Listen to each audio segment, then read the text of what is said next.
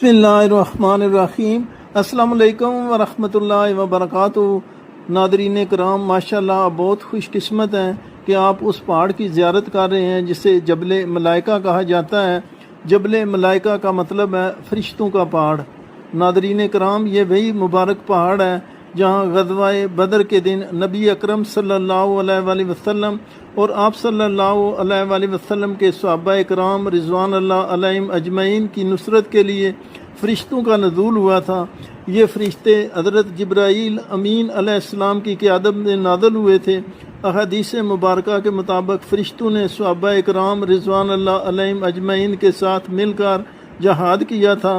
इस पहाड़ की खुसूसियत के बारे में कहा जाता है कि अल्लाह ताला ने इस पहाड़ को फ़रिश्तों के इकराम के लिए रेत का पहाड़ बना दिया था।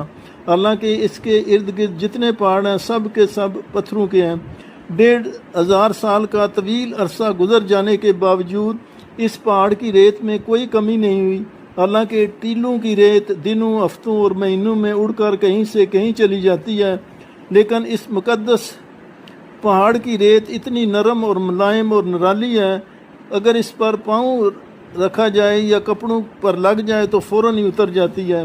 गोया कि इश्क की ज़ुबान में कहा जा सकता है कि ये रेत भी इस मुबारक जगह को छोड़ना नहीं चाहती।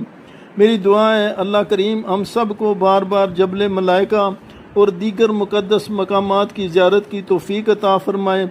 अल्लाह ताला हम सब को बार बार हज करने की सादत नसीब फरमाए।